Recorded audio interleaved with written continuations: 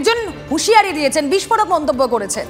তিনি সোনারপুরের কর্মী সভায় দাঁড়িয়ে বিস্ফোরক মন্তব্য করেছেন বিধায়ক লাভলি মৈত্র। তিনি কি বলেছেন? লোকসভার ভোটে হারলে সদস্যদের পদত্যাগ করিয়ে দেওয়ার হুমকি দিয়েছেন। গ্রুপবাজি বন্ধ করে দল ঠিক করে করার নিদান দিয়েছেন লাভলি মৈত্র। দলটা থাকলে টাকা উপার্জন হবে, সেই বার্তাও দিয়েছেন লাভলি। তো উন্নয়ন কোথাও কিন্তু থেমে নেই, এটা মমতা বন্দ্যোপাধ্যায়ের নির্দেশ। আমাদের রাজ্য সরকারের কাজ চলছে, উন্নয়ন চলছে, কিন্তু আপনাদের নিজস্ব ফাজলামোর জন্য প্রত্যেকটা অঞ্চলে প্রত্যেকটা বুথে এমন কিছু কিছু মানুষ আছে যারা কোনো দলেরই না, সকালে তৃণমূল, রাত্রে বিজেপি, দুপুরবেলা সিপিএম, এই সমস্ত কিছু লোকের জন্য আজকে আমাদের অঞ্চলের ক্ষতি হচ্ছে। মানুষ ভোট দিচ্ছে কিন্তু আপনারা আপনাদের দায়িত্ব ঠিক মতো পালন করছেন না। আজকে পালন করছেন না বলে অর্ধেক মানুষ আজকে এখানে আসেনি। একটা বুথ ভিত্তিক কর্মী সম্মেলন একটা ইলেকশনের আগে, তার চেহারা এরকম হতে পারে না। এটা আপনাদের লজ্জা। প্রধান, উপপ্রধান এবং প্রত্যেকটা সদস্য যারা এখানে বসে আছে, যারা বড় বড় কথা বলে, ভাষণ দেয়, যাদেরকে যখন ডাকি বলে অঞ্চলের অবস্থা খুব ভালো, অঞ্চল একদম ঠিক আছে, কিন্তু আজকে লজ্জা আমার মনে হয় আপনাদের সবার ছেড়ে দেওয়া উচিত। এবং আজকে আমি এখানে দাঁড়িয়ে বলে যাচ্ছি, আমি এটার মুখ্যমন্ত্রীর সঙ্গেও কথা বলবো, পার্লামেন্ট ইলেকশনে প্রত্যেকটা বুথ ভিত্তিক আমরা রেজাল্ট দেখবো। যেই বুথের রেজাল্ট দেখবো যে খারাপ আছে, যেই বুথের লিড হবে না, সেই বুথের বুথ সভাপতি এবং সদস্য তাদেরকে কিন্তু রিজাইন করাতে হবে। কথা বলবো আমাদের সঙ্গে এই মুহূর্তে বিজেপির মুখ্য মুখপাত্র শ্রমিক ভট্টাচার্য রয়েছেন। শ্রমিক বাবু, স্বাগত জানাবো আপনাকে TV9 বাংলা। আমি স্টুডিও থেকে রুমেলা কথা বলছি আপনার সঙ্গে।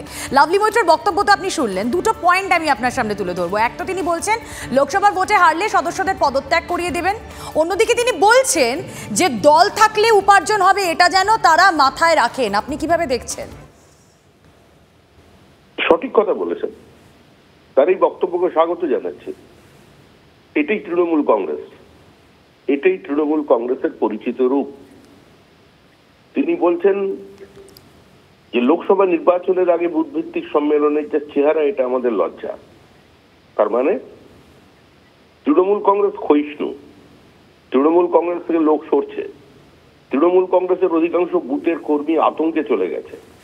কারণ বছরের পর বছর যে লুট সংগঠিত করে নিজেদের অভ্যাস বানিয়ে ফেলেছিল, এখন তারা সেটা করতে ভয় পাচ্ছে। কোনো না কোনো জায়গায় ভীতির সঞ্চার হয়েছে, আর এক শ্রেণী বুঝতে পারছে যে ভুল করেই দলটার মধ্যে ঢুকে পড়েছিলাম, তারাও সরে যাচ্ছে।